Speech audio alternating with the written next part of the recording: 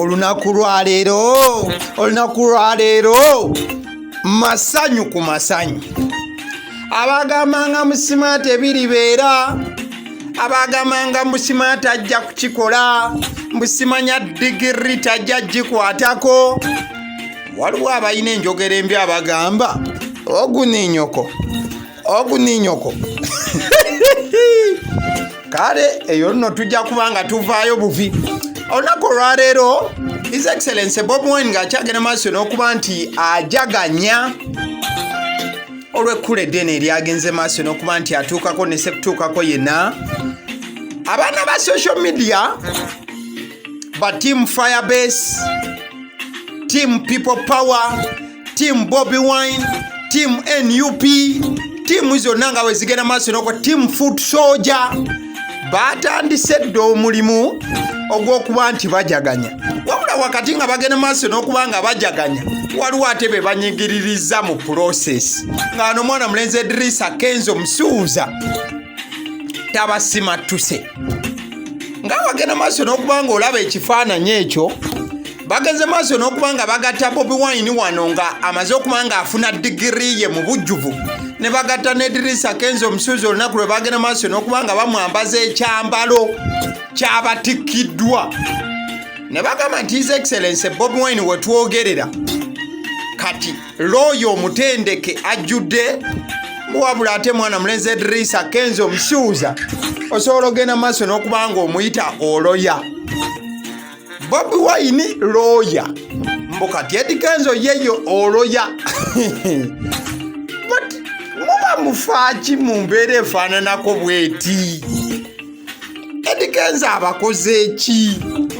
Ebyaddegula ebyammwe tabibaddeemu. Why are you like this?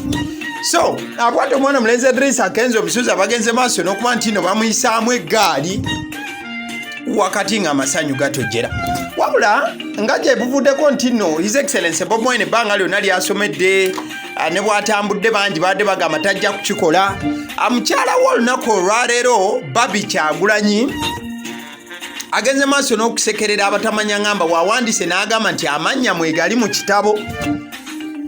Ono bamukubye ekifaananyi ng'akutte akatabo k'abatikkirwa aka yunivasite eno emanyiddwa nga Cavendish University, mukyala wa Bobi Wine, era abadde atudde ng'akajjadde ng'agenda maaso n'okuba nga yeetegereza alabire ddala nti erinnya lya munenkini we, omwami we, ekilava boy kye, kitaata Kampala nga kidadi mwekiri mu katabo, era olumaze okuba nga akakasa nti amannya mwegali kankulageko wano mu katabo erinnya we balitadde.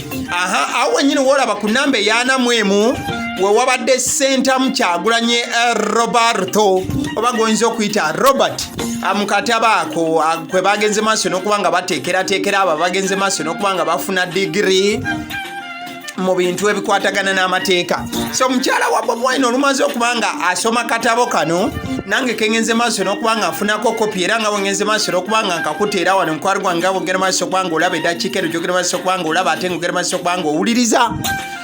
Babi Kyagulanyi Itungo agenze maaso n'okuba nga asekerera abo bonna ababadde baseketerera bbaawe, n'abagamba nti ebyo byonna bye mubadde mugenda maaso n'okuba nga mubungeesa wano nawali, amazima gali nti munenkini wange mu katabo k'abo bagenze maaso n'okuba nga batikkirwa mwali ne Sekubeera yenna. Temuyina kye mugenda kuba nga mugambayo, temuyina kye mujja kukola.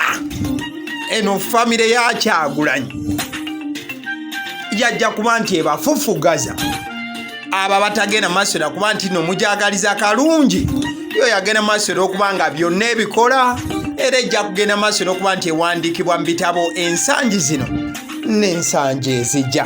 Kale bwe tuba nga tuvuddeyo eyo, still tukyali mu celebratory mode oba tukyali mu mbeera ya kugenda maaso n'okuba nga tujaguza, tukyali mu congratulatory mode oba eyo nayo gyerize simanyi. Wabula mwana muwala amanyiddwa nga Pheobe. Erinnya liri Pheobe, liri Pheobe, Pheobe simanyi.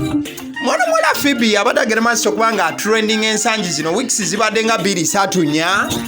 ku mukutu ogwo gwa TikTok era bangi babadde nga bagenda maaso n'okubanga bagamba nti omwana wa Pheobe tabyagala. Surprisingly omwana wa Pheobe abadde ayogerwako ebbanga lino lyonna. Omwana abadde mu lubuto.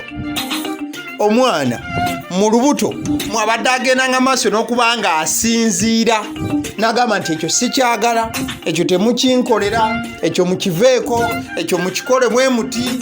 Era omwana oyo olumu yayambaza ne ku taata we oba bba wa Pheobe ekisaati ekitasaanidde naye lwakuba nti omwana kye yali agenze maaso era okuba nga asaba mbuufu ofaananako bwe butyo. So bangi abawuliranga nga bagamba nti omwana wa Pheobe tabyagala baali balowooza nti omwana yali agenze maaso n'okuba nga azaalibwa oba nti mwana yali musajja mukulu oba mukazi mukulu. Wabula njagala okutegeeza nti ennaku z'omwezi zibadde 8 Augusito omwaka ogwa 2024 essaawa tubadde mu za tuntu awo. Mwana muwala Pheobe abadde yeetisse ettu lya mugema okumala akabanga era nga mujja kujjukira nti ne ku mikolo gye egimu mwamulaba nti yandibanga waliwoko embeera yali ekyuseemu era nga n'obuyembe yali atandise okuba nga abugaaya ne sekugaaya yena teyabulekanga ku kkubo wonna waabusanze. Ettaka lya tooyi eryo oba yali alyenkana ki toyinza genda maaso nakubanga omanya wabula ezo mbeera bamaama baba bagenda maaso okubanga basuubira okubanga bagenda maaso okubanga bazaala ebyo byonna bagenda maaso okuba nti no babiyitamu wano nawali mu mbeera emu oba endala. So Pheobe olunaku olwaleero saawa zibadde za mutuntu nagenda maaso okubanga avaayo, nagenda maaso okubanga akonfaminga